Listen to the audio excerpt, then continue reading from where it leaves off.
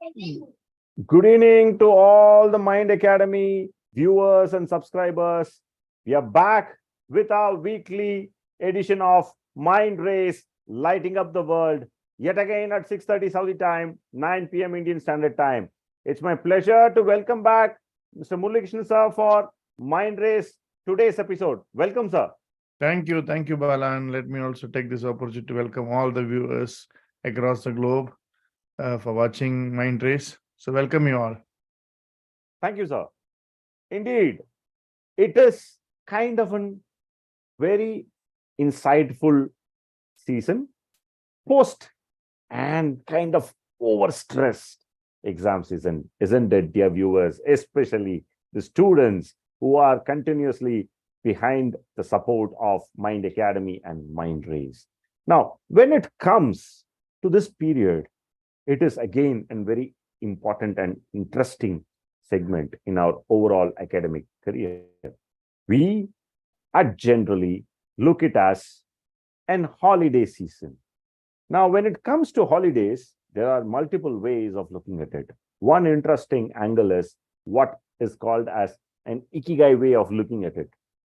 Ikigai, it's a concept which is basically stemmed out from Japan, which we most often discuss and deliberate and detailedly debate in Mind Academy. And what is it? It is a process in which one can find out your purpose of existence in this globe, and it eventually helps you to have a happy life. And in that quadrant, there is one important aspect, which is having a hobby. And now, how this hobby helps you out and where does this hobby can be best practiced?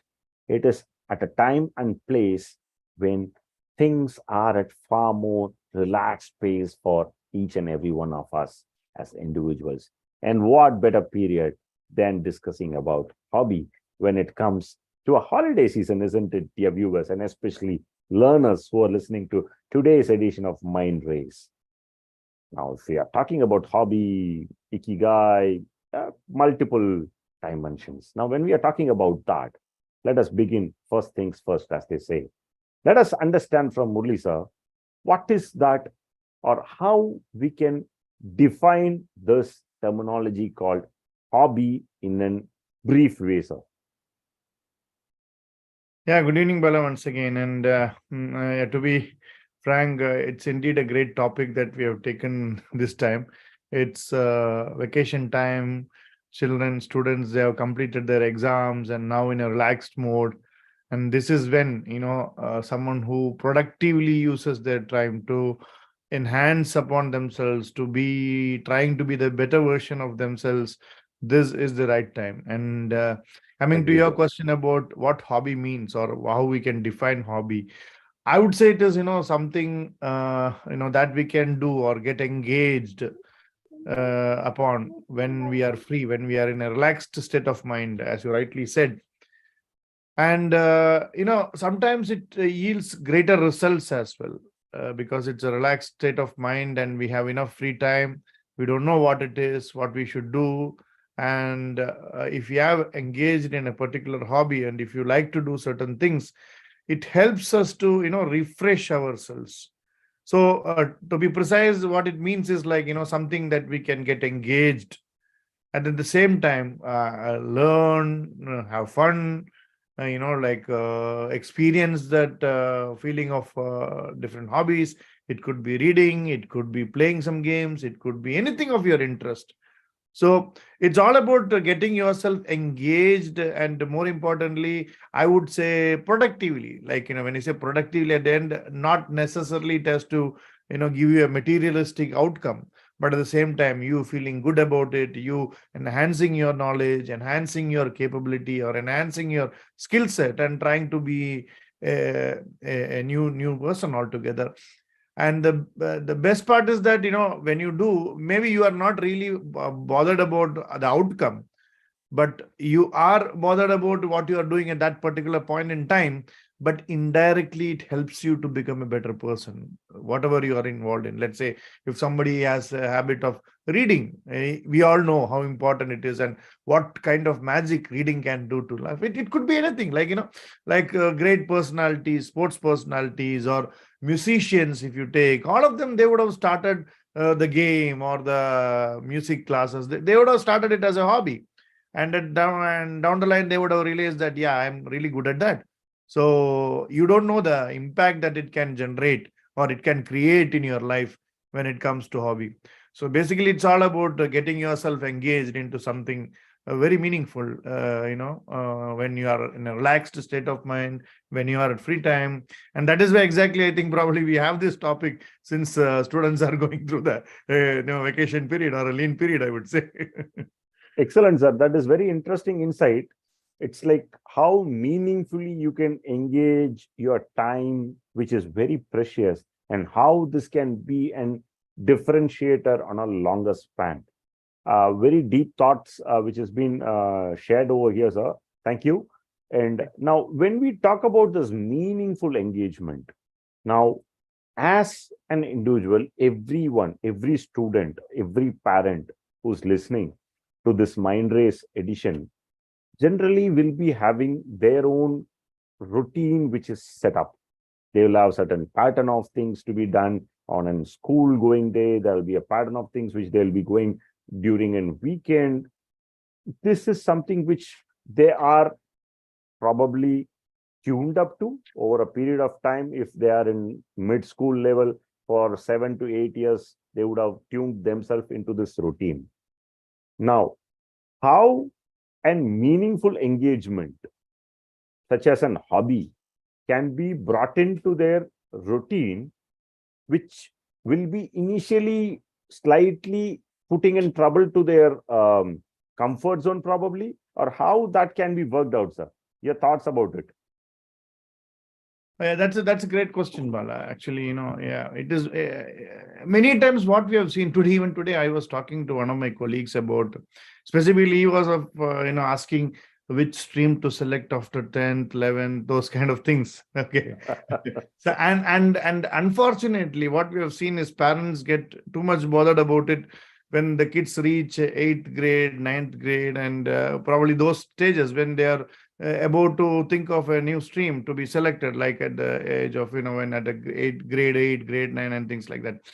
But actually speaking, this needs to be done much before, at a very early stage of life. And probably that is what, as a parent, we all should be doing, trying to take our next generation through various stuffs. Some of them they may like it, some of them they may not like it, but try to experiment with them. Try to find what their likes are, what their dislikes are. As we always know that every child is unique, every child's interest is unique, every child's likes and dislikes are unique. That's how we all are unique. So parents has to play a major role, not just when they reach 8th grade or 9th grade, but much before that. And I'm always a big fan of having a meaningful dialogue, having a meaningful communication within the family as a unit, with the students, with the children, and all of them, because all these things can create wonders when it comes to bringing up a student, bringing up a child in a very meaningful manner. So that is when, as a parent, we must see that we try to expose them to different fields, try to see what they likes, what they don't like, and all. And in the process, we'll be able to, find certain hobbies, certain skill sets that they can get involved with, they can enhance it. So this is what I think parents should, take their children through. So that we always talk about find your passion, find your interest, who you are. Those kinds of questions always, it pops up. And I think, it is during these moments when you are in leisure, when you are in a relaxed mode, trying to find what suits your child, trying to find what excites your child, trying to find what are your child's interests and, areas where they really want to explore. That is what makes a big difference. And it's many times these hobbies definitely on a later stage can be developed as a skill set. So you don't know what kind of or which area your child is really fascinated about, passionate about. So to me, it is all about, as a parent, trying to expose your child to various facets. Some of them they may like it, some of them may not like it. But in the process, try to find what their interests are. Give them short assignments. Try, ask them to work out certain things. Some of them, certain things, when you ask them, you can see the excitement in their eyes. You can see the excitement with which they work. So this is, when you say communication, it's not just about talking. It's about get meaningfully engaged with your child and find out what their real likes and dislikes are. And in the process, you can try to find out what hobbies they can be engaged. And when you're able to find a couple of hobbies or maybe multiple number of hobbies, that makes our life easy. Also, when it comes to helping them or guiding them to move forward in the direction, especially in terms of selecting a career, choosing a career path and all those things. Very interesting, and I would say rather an eye-opening insight to all the parents out there, probably including me. What you have thrown up to the tables are like, meaningful dialogue having during a lean phase. Invariably, as I have seen or observed, where parents during the lean phase, which is not having any specific targets or goal attached, they let loose of things, and the best opportunity is left untapped completely. And I guess that's where, when you are throwing up this point, this is the best time to explore multiple options rather than doing at the 11th hour.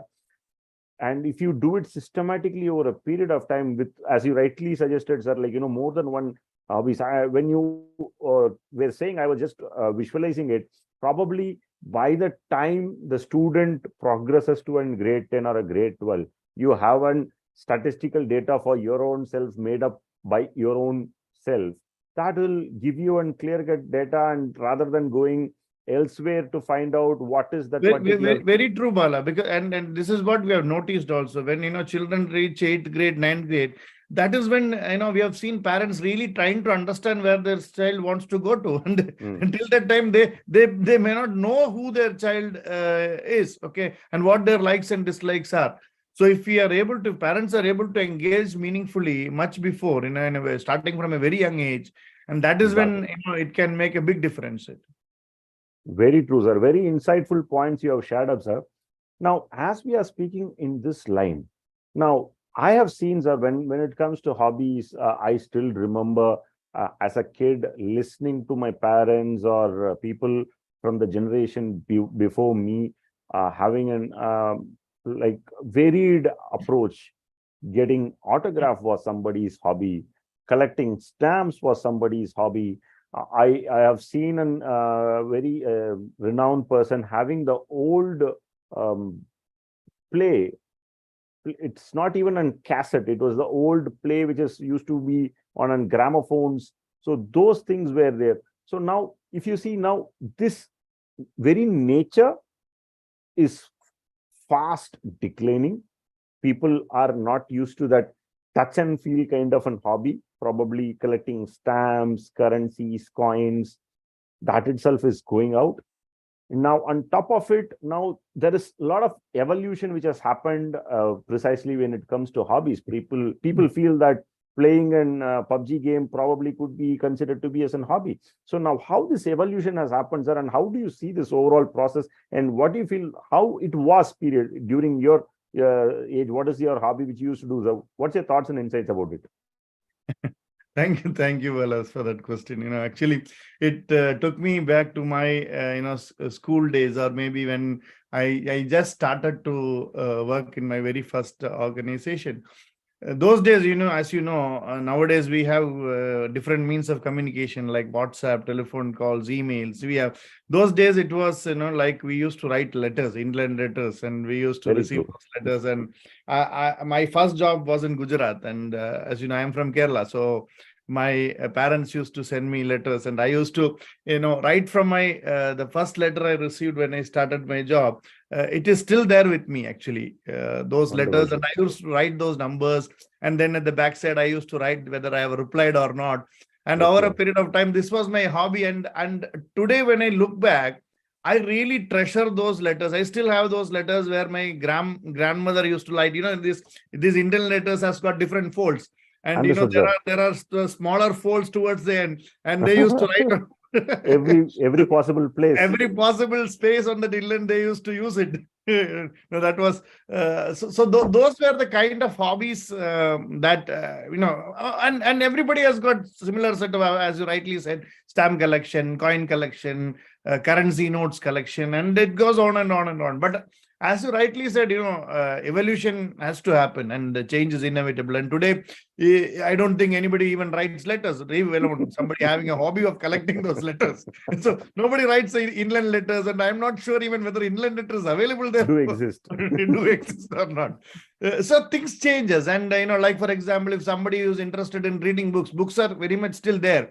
But if you see, a majority of readers are moving to audiobooks.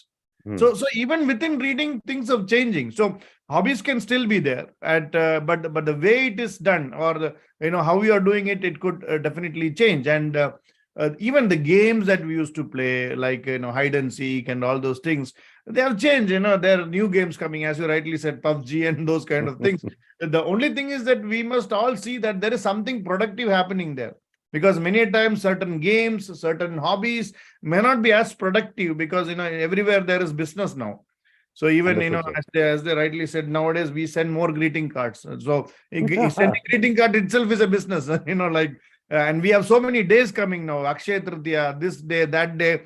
This is all nothing but the product, outcome of business getting interfered into the whole process of our lives. And there are different days now. Mother's Day, Father's Day. When we were young, every day was a Mother's Day. Now it's not the case. We have a specific day for it. So it's not like all 365 days. We have a specific day called Mother's Day or a Father's Day. So things are changing. Evolution definitely takes place, and hobbies also will change. And I will also say that it must change. But at the end, it must change for good. It must change for something very productive. So again, here comes parents' role to see that that is when we say that communication on being part of a child's development is important. Understanding what their interest is important. Understanding what hobbies they like is important, because that is when you will be able, as a parent, you will be able to guide them to the right track.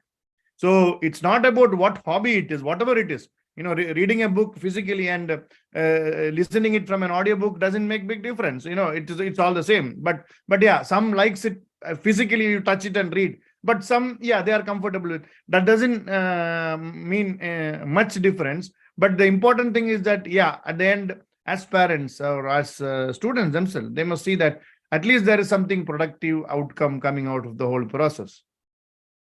Very true, sir. When you were stating about that inland letter, it took me to my own school days, where we used to wait for the postman to come and deliver those letters to see whether we are promoted or not.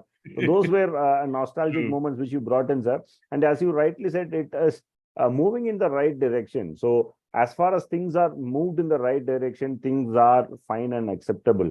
And audiobooks is a very interesting concept, and it is an upcoming concept. Many of the authors who are within the primary boundary of Mind Academy are also progressing into the audiobook concept, because that is where the listeners are nowadays. So this is an evolution which is happening, and that is what exactly you were prescribing, sir. That's a very interesting outside. Now, just before this question, you were addressing a very important point, which I thought, I'll try to understand more from you, sir. What is that was? You were talking about habits, hobbies, or skill sets. Now, these, if seen from a silo, it looks like different points. Now, I used to listen to Sachin Tendulkar or be it a Rahman. When they express that it is what they like. It is their hobby, which eventually got converted into a profession. And the same thing is with the case of A.R. Rahman, where playing music and instruments was his hobby or passion. Eventually, it turned out to be his profession. Now, with that in hindsight, now when we say skill set, now when you are having a skill set and that becoming, or vice versa, if you are in hobby and that getting converted into a skill set, how this correlation can be worked out, or is it practical, is it not practical? What is your take on this one, sir? Yeah, well, I know, as you know, there's a saying that, if you end up in a job of your own passion, you will never even have to work a single day. And if you really look at examples of rightly said by A.R. Rahman or famous musicians or even sports personalities, it holds good. They don't even work for a single day.